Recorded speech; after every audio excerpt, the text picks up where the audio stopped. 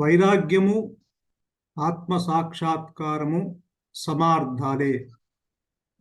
ఒక్క నిమిషం. అసలు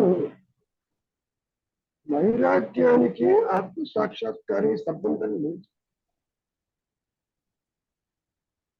రాగం ఉన్నది అహంకారానికి, మనస్సుకి.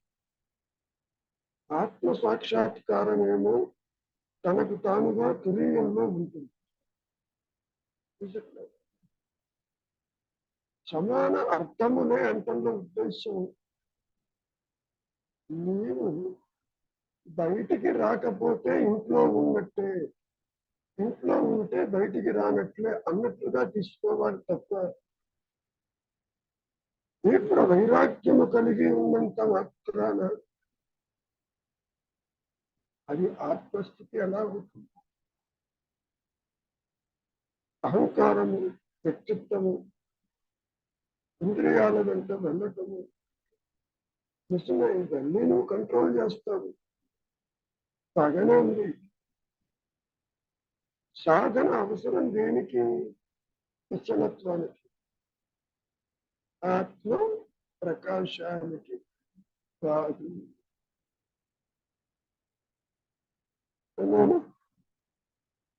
గురుగారు, పాయింట్ అంటే ఇక్కడ వైరాగ్యాన్ని అంటే ఆత్మస్థితిగా చెప్తున్నారు ఇక్కడ గురువు గారు. వైరాగ్యము అన్నా అంటే మామూలుగా అదే అంటున్నా.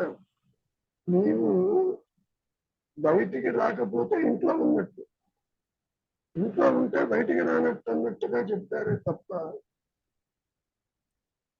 లేని అహంకారాన్ని వైరాగ్యం ఇస్తే అది ఆత్మప్రకాశము, లేకపోతే కాదు అనేది అర్థమవటానికి బాగానే ఉంది. ఆదిశంకరులు కూడా శమదమాదిశత్ సంపత్తి అన్నాడు.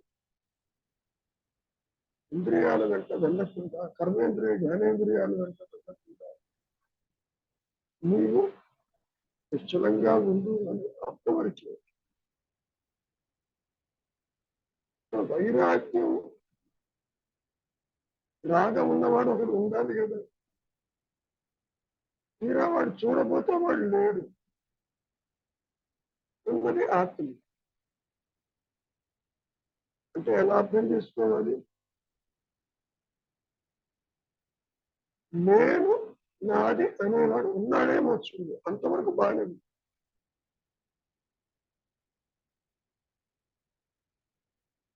అంటే జ్ఞాన దృష్టితో చూస్తే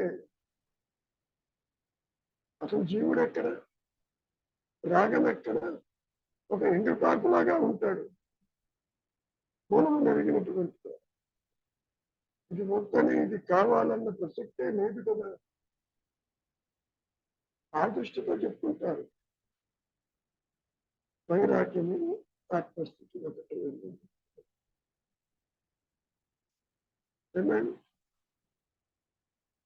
అవును గురుగారు. అంటే మామూలుగా వైరాగ్యం అంటే దేని యందు రాగము, ఇష్టము అయిష్టము రెండు లేనివాడు,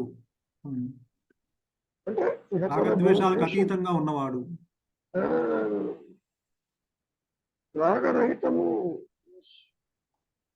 రాగరహితానికి, ఆత్మ ప్రకాశానికి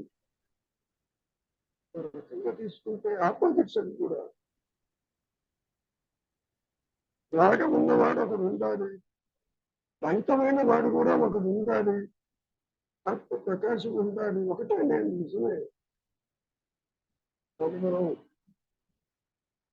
ద్వైతంలో చెప్పుకోవటానికి ఇంట్లో వైరాగ్యవంతుడే ఆత్మ దర్శిస్తాడు అనుకోవడం కూడా పొరపాటు.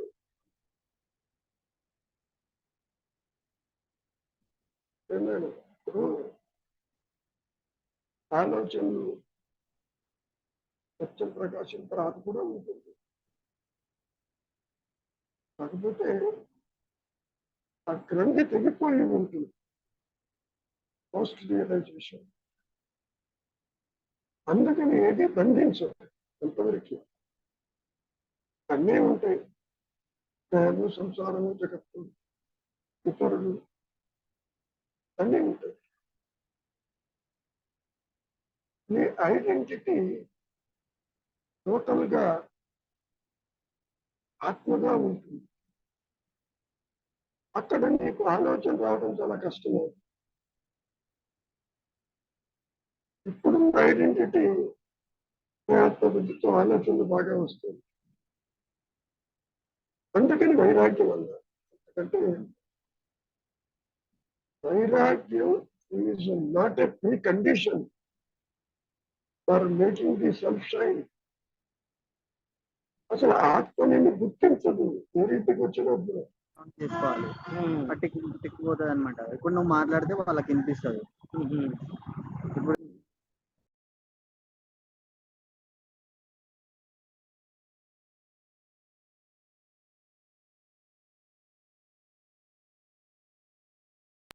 ఇట్లా టిక్ మార్క్ తీసేసి మాట్లాడచ్చు.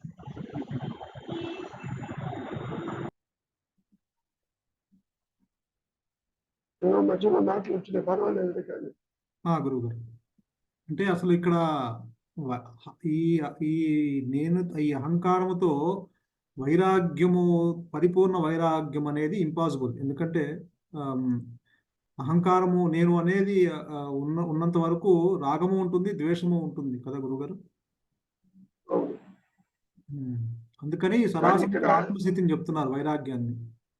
అంటే నాయన జ్ఞాని యొక్క స్థితిని చెప్పారు అంతవరకు. జ్ఞాని అందాం కాసేపు. నేను అంటే జ్ఞానంగా నిలిచిన వారికి దేని మీద ఆసక్తి అనాసక్తి ఉంటే ఉంది, లేకపోతే లేదు అన్న స్థితిలో ఉంటారు. అట్లా ఉండడం అనేది ఆత్మస్థితిని మనం సూచించడానికి బాగానే ఉంటుంది. కాబట్టి ఐడెంటిటీ క్రైసిస్ అనేది ఏర్పడాలి. ఆ క్రైసిస్ కనుకపోతే రాగం వారికి, వైరాగ్యం వారికి, మనం ఎంత మొత్తుకున్నా లేనటువంటి వాడికి తండ్రి ఆత్మ జీవుల్ని, జగత్తుని, ఈశ్వరుణ్ణి గుర్తించదు. మరి ఇక్కడ నేను గుర్తిస్తున్నావు. గుర్తించే నేను ఉన్నదేమో చూడు అంతవరకు బాగానే ఉంది. తర్వాత తెలుస్తుంది అది ఉన్నా లేకపోయినా ఆత్మకు వచ్చిన ఇబ్బంది ఏమీ లేదు.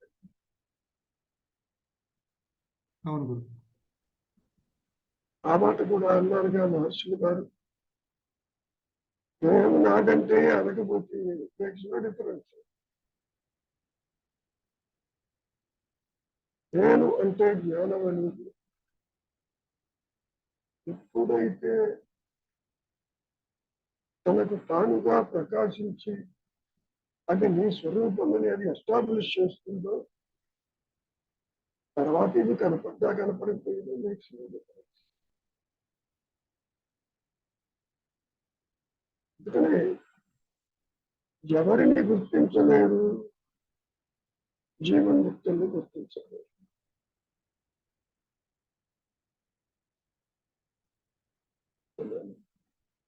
అసలు సృష్టి లేకపోతే వేరైతే కూర్చున్న వైరాగ్యం. అవును గురువు.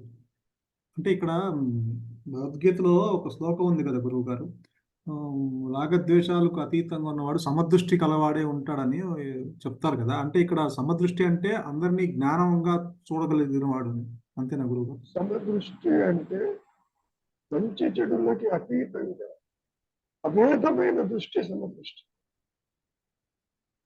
భేదము తల ఎత్తనటువంటి దృష్టి సమదృష్టి. లైక్స్ డిస్లైక్స్ అనేవి ఉండవు అట్లా. అంటే జ్ఞాని లుక్స్ ఇంటూ ఇట్ అనేది ఎంత చెప్పినా మాయలో ఆత్మబుద్ధి ఉన్న వాడికి దిగబడదు. అది ఎట్లా సాధ్యమవుతుంది? జ్ఞానం లేకుండా ఎలా ఉంటాడు అనేది ఇక్కడ అనిపిస్తుంది. పూర్తిగా చదువు. వైరాగ్యము, ఆత్మసాక్షాత్కారము సమార్థాలే. సంస్కారాలు అడుగుతూ లేస్తూ ఉంటది కనుక సాధన వైరాగ్యములు అవసరము. ఇక్కడ వాసనలు వస్తూ పోతూ ఉంటే రాని పర్వాలేదు, నువ్వు మూలంలో ఉంటే నీ గొడవ లేదు నీకు. వాటి వెంట పడితే కదా సమస్య. అవును.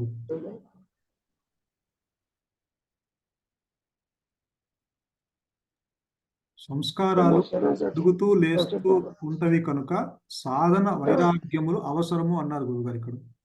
అంతే మరి. ఇప్పుడు సాధన ఏం సాధన చేస్తాడు? ప్రాపంచిక విషయ వాసనలు దోష దృష్టిని చేస్తాడు, దాని వెంట వెళ్ళకుండా ఉంటాడు. అది ఇప్పుడు ప్రయర్ టు సెల్ఫ్ రియలైజేషన్. ఆ తర్వాత వెళ్ళే ప్రసక్తి లేదు, అదే వచ్చి మీద పడుతూ ఉంటాయి. మీరే కర్మలు చెయ్యాలో, నేను తినాలి, ఎక్కడ తిరగాలో, అది సాగిపోతూ ఉంటుంది. మీరు ఆ మాట చెప్పారు కదా,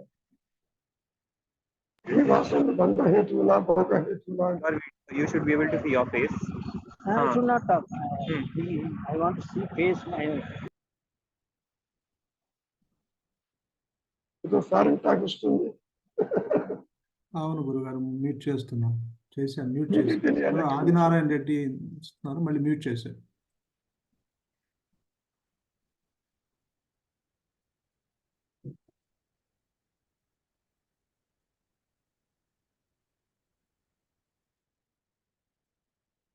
కొన్ని సమస్యలు తప్ప లేదు. అయితే గురుగారు ఇక్కడ మరి సాధన వైరాగ్యములు అవసరం అంటే ఇప్పుడు అది నాట్ ఫర్ సెల్ఫ్ రియలైజేషన్, దానికోసం కాదు. ఎగ్జాక్ట్లీ. ఇచ్చినట్టు వాసనలు పూర్తిగా అంతరిస్తే ఆత్మ ప్రకాశం ఉంటుంది అంటే కార్యకాల సంబంధం ఉంటుంది. అది లేదు అట్లా. దేవుడి యొక్క పుట్టుక మరణించేంత వరకు ఆత్మ గుర్తించదు. విషయం బాగా గుర్తుపెట్టుకోండి, ఆత్మ జీవుని గుర్తించదు, జీవుడు ఆత్మను గుర్తించలేదు. There are two different things. మనం ఒకవైపు నుంచి చూస్తున్నాం, వైరాగ్యం ఉంటే ఆత్మ ప్రకాశానికి పాసిబిలిటీ అన్న విషయం అంతవరకు. అది కూడా తెలిసిన గ్యారంటీ. సర్వసంగ పరిత్యాగులు ఎందరో దేశాలంబడి తిరుగుతూ ఉంటారు, ఆత్మ ప్రకాశం కాదు నాయన. అన్నిటినీ వదిలిపెడతారు, సంసారాన్ని, ఇల్లు, వాటిని దేని మీద ఇష్టం ఉండదు. మరి అంత మాత్రం చేత స్వరూప జ్ఞానవంతానికి వీళ్ళు అది లేదు.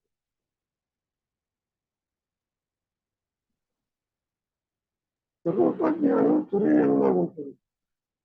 రాగము, ద్వేషాలు ఈ ద్వైతంలో జాగ్రత్తావస్థలో కనపడదు.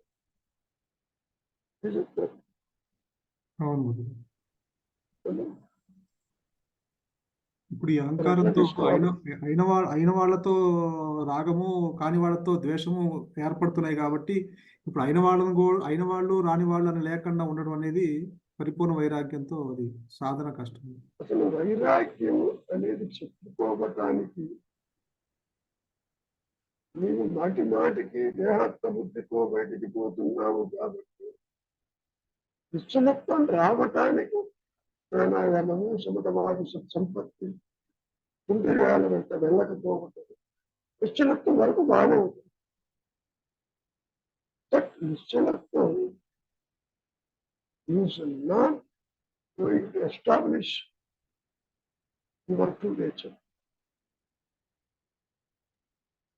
చెప్పడం చాలా అవగాహన కోసం నిశ్చల ప్రత్యాజీవం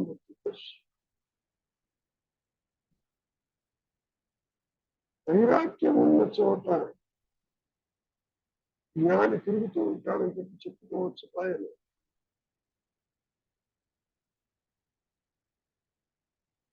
అసలు ఇవన్నీ మనం ద్వైతంలోనే చెప్పుకుంటున్నాం. ఓకే జ్ఞానం అంటే ఏంటో తెలియదు, జ్ఞానం అంటే ఎలా ఉంటారో తెలియదు, వాళ్ళ యొక్క బిహేవియర్ని బట్టి చూస్తున్నాం కాబట్టి ఆ విధంగా ఉంటుంది. బిహేవియర్ ఆస్పెక్ట్ ఆఫ్ జ్ఞానం. అది ఎటైనప్పటికీ నాకు ఇబ్బంది లేదు అన్నట్టు, కావాలని కానీ వద్దని కానీ ఉంటుంది.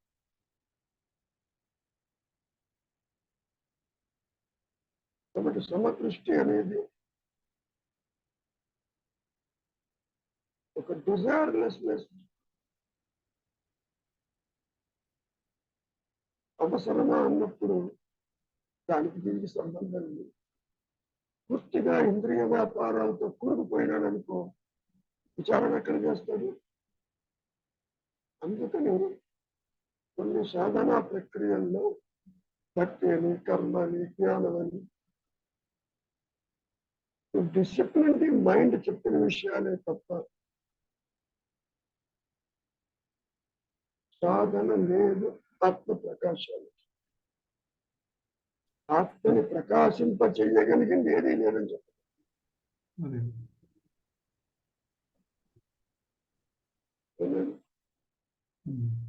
అంటే ఇప్పుడు సాధన అవసరం అంటే ఓన్లీ ఫర్ అంటే నిశ్చలత్వం వరకు నువ్వు మనస్సును కొంచెం అంతవరకు. నిశ్చలత్వం is not equivalent to self-realization. నేను నిశ్చలంగా ఉన్నాను, నాకేం కనపడటం, ఎంత బ్లాంక్ గా ఉంది, ఆత్మ తెలియటం లేదు, నిశ్చలంగా ఉంటాడు. అందుకనే ఒక సందర్భంలో మహర్షి వారు there is a neutral ground in which no sleep, no realization, no dream, no జాగ్రత్త అవస్థ ఉంటుంది. డార్మెంట్ గా ఉంటుంది. ఇది అహంకారం.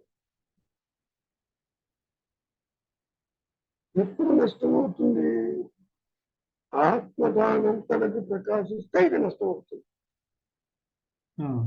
అహంకారము పుట్టుక మరణము దీని చేతుల్లో లేదు, అది గుర్తుపెట్టుకుంటే చాలు.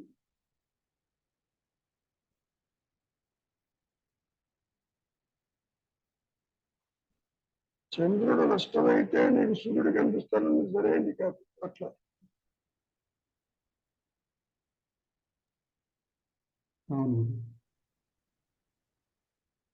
ఈ ఆత్మస్థితికి సృష్టికి రాకపోకలు లేవని కూడా చెప్తున్నారు కానీ మనుషులు.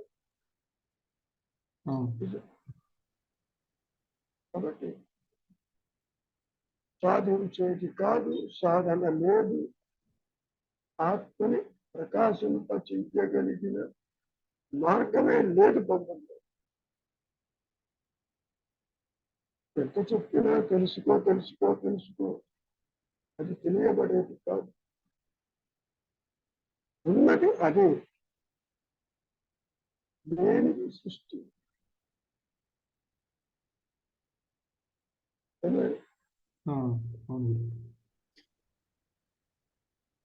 ఇంకేమైనా ఉందా? ఇంకేనది ఇదే వైరాగ్యము, ఆత్మ సాక్షాత్కారము సమార్థాలే, సంస్కారాలు అడుగుతూ లేస్తూ ఉంటవి కనుక సాధన వైరాగ్యములు అవసరము అన్నారు. ఆ లెక్కన అవసరమని ఎవరికి చెబుతున్నారు? ఆత్మజ్ఞుడైన మహర్షి కూడా చెప్పాల్సి వస్తుందిగా. అవును గురుగారు. అది ఎట్లా కుదురుతుంది? When once your true identity established, ఈ మనస్సు ఎక్కడో సాగంలో ఉంటుంది. It won't ask anything. ఉన్నదేదో తింటాడు, లేకపోతే లేదు. లేదని భావన కానీ, ఉన్నదని కానీ, రేపు కావాలని కానీ ఏది ఉండదు. పూర్తిగా అహంకారము ఆ ఉచ్చబల శక్తికి శరణాగతి ఉంటుంది.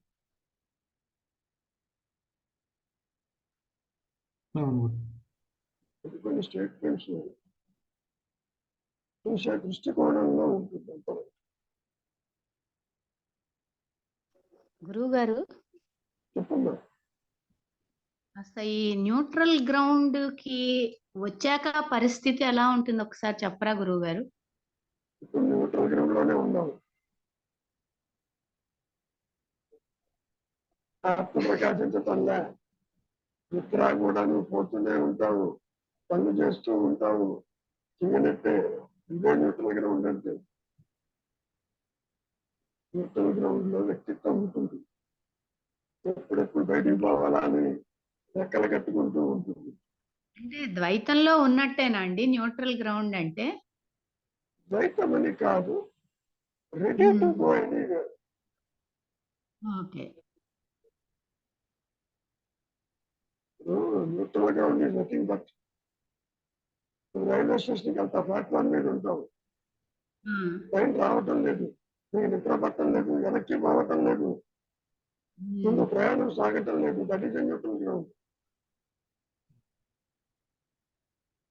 అంటే ప్రయాణిస్తాం. నిశ్చలత్వానికి వచ్చాను కానీ అది ముందుకు వెళ్ళటం లేదనే ఒక ఆలోచన కలగడం, అది అవుతుందా గురుగారు? అది అంటే ఆలోచన కాదు, నిశ్చలంగా ఉన్నాను, శరణాగతి అయ్యాను, ఆత్మప్రకాశం కాలేదు అని అంటూ ఉంటాను చిన్నతనంలో. ఓకే, ఇప్పుడు అర్థమైంది. Neutral ground is nothing but వృత్తిరాహిత్యమైన మనస్సు అటు ఆత్మప్రకాశం కాకుండా ఇటు వెనక్కి రాకుండా ట్రాన్సిషన్ గా మధ్యలో పడి ఉంటుంది. త్రిశంకు స్వర్గంలో ఉన్నట్టు.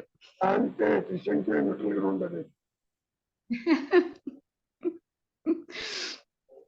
దాని మీద ఆసక్తి ఉండదు. అవును గురువు గారు. గురువు గారు, ఇంకా నాకు ఆత్మప్రకాశం కాలేదు, ఎప్పుడవుతుందో అన్న భావనలో కలిగి ఉంటారు. ఆ చెంత వెంటాడుతూ ఉంటుంది. నిద్రపోరు, కలగలదు, వస్తులేమి చెయ్యరు. అట్లా తిరుగుతూ ఉంటారు. 99% ఆఫ్ సాధకులు అంటే లోనే ఉంటారు.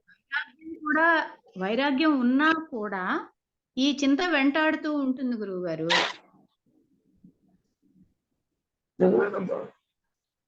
వైరాగ్యం అనేది స్థిరత్వానికి పనిపిస్తుంది.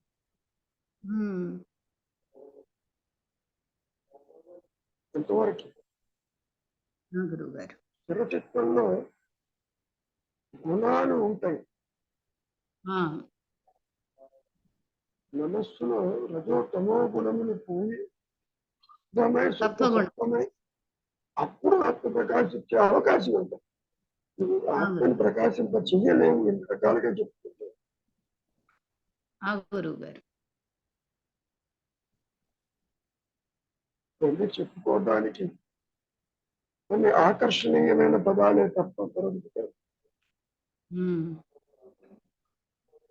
నీవెవరివో నీవే తెలుసుకో అంటే, ఓహో వ్యక్తిత్వంతో తెలుసుకోవచ్చేమో, నేను దేహం కాదు, నేనంటే ఆత్మని అని. అట్లా కుదరదు. గురువు గారు, ఎంత చెప్పుకున్నా అది ప్రకాశిస్తూనే ఉన్నదని చెప్పిన నీకెందుకు తెలియదు? అది ఎక్స్క్లూజివ్ గా ప్రకాశిస్తాం. కరెక్ట్ గురువు గారు. అది ఇండివిడ్యువల్ రియలైజేషన్ లేదు కాబట్టి తీసుకోవాలి. అర్థమైంది సంబంధం లేదప్పుడు. గురువు గారు. అహంకారపు చర్యలకి వ్యక్తిత్వానికి అటు ఆత్మస్థితికి ఒకటి ఉంటే రెండోది ఉండదు. అవునండి, అదే అర్థమైంది గురువు గారు. ఇంకా తేలిక చెప్పుకోవాలంటే నిద్రపోతుంటే మెలకువ స్వప్నం ఉండదు. అవునండి, మెలకువ స్వప్నం ఉంటే నిద్ర ఉండదు. అట్లా గురువు గారు.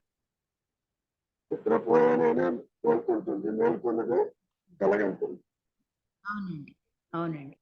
ఈ మాయలోనే 3 అవస్థల్లోనే ఒకటి ఉంటే రెండోది లేదుగా. లేదండి. లేదండి. కాబట్టి ఆధారం ప్రకాశించినప్పుడు ద్వైతం ఎగిరిపోయింది. ఆ గురువు గారు. అన్యత్వాన్ని చూస్తున్నప్పుడు ఆధారానికి తెలియటం లేదు. అవును గురువు గారు. కరెక్టే. చాలా సూక్ష్మంగా ఉంటుందండి. అహం స్ఫురణకి, అహం దేహం ఆలోచన, అహం స్ఫురణ ఎగ్జిస్టెన్స్, రెండిటికి మధ్య వెరీ గీత చాలా చిన్నగా ఉంది. మైన్యూట్. ఓకే, అర్థమైంది గురువు గారు. అర్థమవుతుందా? అర్థమవుతుంది గురువు గారు. మీ యొక్క దృష్టి అన్యత్వంలో ఉందా, ఏకత్వంలో ఉన్నది అన్న దాన్ని బట్టి ఉంటుంది. ఆ గురువు గారు. ఫోకస్ ని బట్టి.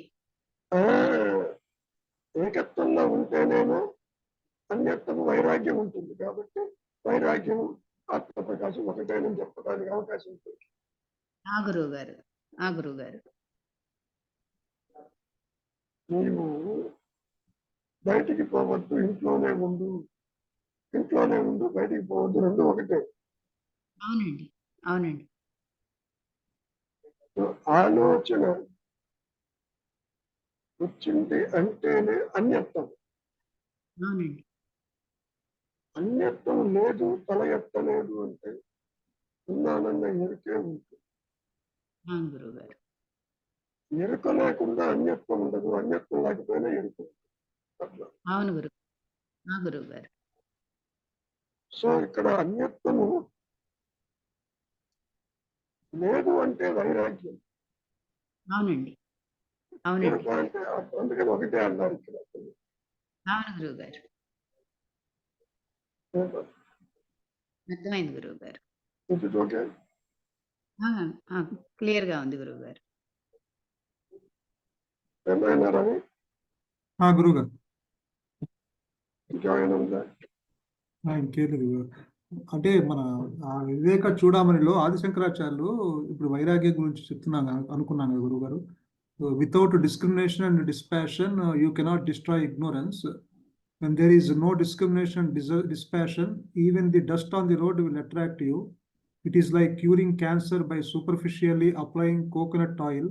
If you try to destroy ignorance without earning discrimination and dispassion. ఒక ముక్క నాకు అర్థం కాదు. గురువు గారు, అంటే ఇక్కడ వివేక చూడమనిలో ఆదిశంకరాచార్యులు చెప్తున్నారు. అంటే మనం వైరాగ్యం గురించి చెప్తున్నాం కదా, without discrimination dispassion you cannot destroy ignorance అంటున్నారు గురువు గారు. అసలు ఇగ్నోరెన్స్ లేదుగా. అజ్ఞానం ఎక్కడుంది? విచారం ఎవరికి డిస్పాషన్, వారికి ప్యాషన్ చూడబోతే అటువాడు లేడుగా. అవును గురువు గారు. డిస్ట్రాయ్ చేయాలి అంటే వస్తువు ఉండాలిగా. Nothing to lose, nothing to gain. ఇది ఏ థియరీకి అందదు లేదు. అవును. ఎంతసేపటికి ఈ నీడ పోతే గాని వస్తువు కనపడుతున్నట్టుగా ఉంటుంది. నీడని ఎట్లా పాతి పెడతా, కొంత చేసిన మీద పైకి వస్తూనే ఉంటుంది. కాబట్టి అడిగిన వాడి మనస్సును బట్టి చెప్పిన విషయాలేమో తప్పది.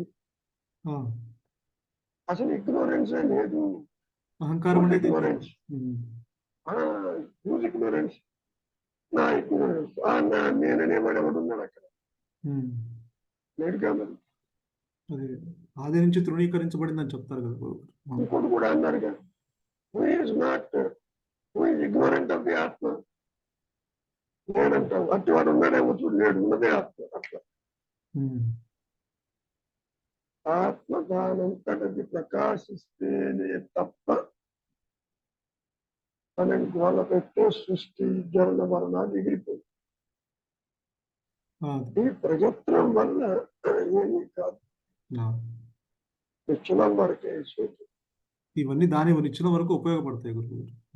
అంతవరకు పరిగెత్తే మనస్సుని స్టేషనరీకి తీసుకొస్తాం. ఇందాక చెప్పా కదా, ఇప్పుడు చూసే పరోక్ష జ్ఞానము అపరోక్ష జ్ఞానము, the line of demarcation is very thin. నీవుగా నిలిచిందేమో అపరోక్షం, నీవు అన్యత్వాన్ని గుర్తిస్తే అది పరోక్షం తెలిసిందే.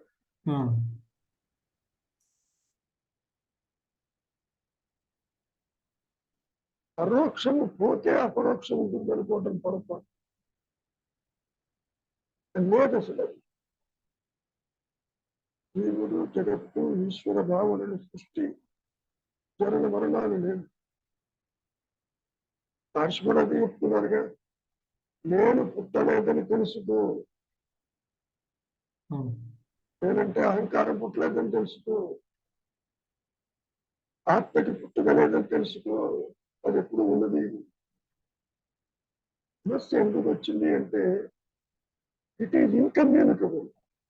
ఆత్మస్థితిని మనస్సుకి అందదు కాబట్టి నువ్వు కమ్యూనికేట్ చేయలేకపోతున్నావు. అన్నీ మనస్సుకి అందుతాయి. అందుకని రాగమని, ద్వేషమని, నాదని, వీరని, వారని ఇట్లా ఉంటుంది ఈ మాయలు.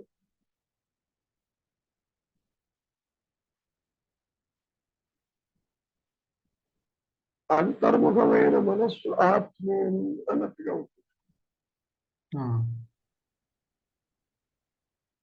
బయటికి రాకపోతే నీవు ఇంట్లోనే ఉంటావు ఆత్మగా అన్నట్టు. అర్థమైంది. అది మనం కమ్యూనికేట్ చేయలేదు కాబట్టి కొంచెం దిగొచ్చి ఇవన్నీ చెప్పాల్సి వస్తుంది. ఎన్ని చెప్పినా కార్యకారణ సంబంధాలు ఉండవు. ఆత్మని ప్రకాశింప చూపగలిగింది ఈ మాయలో ఏది లేదు లేదు.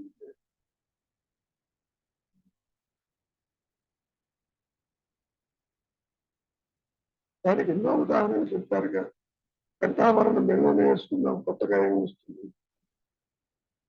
పిల్లవాడిని శంఖంలో పెట్టుకుని ఎక్కడున్నాడో ఎదుగుతున్నాము, నీ దగ్గరే ఉన్నాడు అని చెప్ప. మరి ఇది కూడా ఆది శంకరులు చెప్పిందే కదా. అవును కంఠాభరణం ఆయన చెప్పింది. మరి సాధనా చతుష్టయంలో కూడా వివేకము, వైరాగ్యము, సమతవాద సంపత్తి, మోక్షత్వం అంటూ చెప్పుకొచ్చారుగా. ఇవన్నీ కూడా ఆయన డిసిప్లిన్ తీసుకురావడానికి తప్ప ఆత్మప్రకాశం దారి.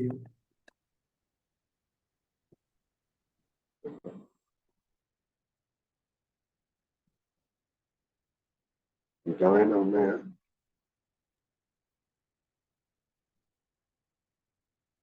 అందరూ వర్చువల్గా సుషుప్తావస్థలో ఉన్నారు, మీ నలుగురు తప్ప. ఉంటే ప్రశ్న అడుగుతాను, చెప్పండి. ఉన్నాం గురువు గారు, మేము ఉన్నారు సరే. కనపడితే ఉన్నట్టు, కనపడకపోతే లేకుండా ఉన్నట్టు, రెండూ ఉన్నట్టే. ఉన్నాం గురువు. ఎందుకంటే ఈ జూమ్ మీటింగ్ ఉద్దేశమే అందరికీ పనికి రావాలి. నీవు అడిగే ప్రతి ప్రశ్న అందరికీ ఉపయోగపడాలి. నేను తర్వాత వింటానే, తీరిక వింటానే, కంటానే, చూస్తానంటే కుదరదు. నెవ్వర్ మాటిమాటికి రిపీట్ కాదు.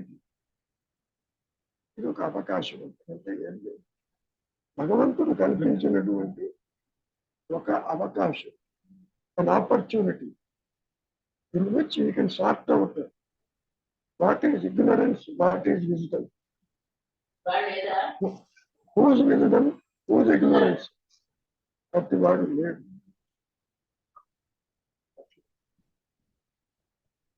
వింటున్నాడు, మీరు అన్ని మెసేజ్ వింటున్నాం అని, ఆడియోస్ వింటున్నాము, టైం ఉన్నప్పుడు చెప్తున్నారు సరే ఆయన ఎక్కడ వేసిన గొంగళి అక్కడే ఉన్నదా, గొంగళితో పాటు ఎదిరిపోయిందా అనేది పాయింట్. అది ఉన్న స్థితిగా ప్రత్యేక సాధన చేసిన ఇదేం ఉండదు కదా, ఉన్నదే అంటున్నారు కదా. అంటే కథ కాదు, నువ్వు చెప్పాలి ఉన్నది అదేను, ఇది నేను అది ఉన్నదే కానీ ఉన్నది అదే అదే అనుకోవటం అదే అనుకుంటున్నాను కానీ అది అవడం కాదు. నేను ఇది కాదు నేనంటే అది అది అనుకోవటం కాదు. అదిగా నీవు మిగిలిపోవాలి, ఇది ఎగిరిపోతుంది. ఉన్నా లేకపోయినా ఇబ్బంది లేదు. మనిషిని బంధించేది ఆలోచనే. ఆ తర్వాత ఆలోచన రమ్మన్న రాజుని ఆయన ఆ కర్మలు సాగిపోతూనే ఉంటాయి. ఇక్కడ ఐడెంటిటీ కన్ఫర్మ్ కావాలి. అందుకే ఈ మానవ జీవితం కన్ఫర్మేషన్ అనేది ఆ ఉచ్చతర శక్తి చూసుకుంటుంది. ఏ విధంగా తీసుకురావాలి అనేది నువ్వు తాపత్రయపడతావు, రాబడుతూనే ఉంటావు. నీలో జిజ్ఞాస కలిగిస్తుంది అనుగ్రహం చేత అన్ని అదే అదే చేసుకుంటుంది. కాబట్టి కాలంతో సంబంధం లేదు, జన్మలతో సంబంధం లేదు, కర్మలతో సంబంధం లేదు. అసలు జీవుడే ఒక ఊహా వస్తువు అన్నాడు కదా. ఇమాజిన్, మరి జీవుడే లేకపోతే ఇవన్నీ ఏమిటి? ఎవరు చూస్తున్నారు, ఎవరు అనుభవిస్తున్నారు? నిజంగా జన్మలు ఉన్నాయా, కర్మ ఉందా అని చూడబోతే జన్మ లేదు, కర్మ లేదు, ఉన్నది ఎరుక. అది పాయింట్. సూటిగా ఒక ప్రశ్న అడిగారు మహర్షులు, సల్ఫర్ రిలేషన్ అయితే ఏమిటి ఉపయోగం అని. జనన మరణాలు ఉండవు, ఉన్నాయని అనుకుంటున్నావు కాబట్టి ఉండవన్నది అంతే. దాన్ని ఇంకొంచెం విస్తారంగా చెబుతుంది, నేను పుట్టలేదని తెలుసుకోవాలి. దేహం పుట్టుక నీ పుట్టుక కాదు. అహంకారంతో నాది దేహం అంటున్నావు కదా, నా సంసారం నా ఇల్లు అంటున్నావు. అటువంటి దేహం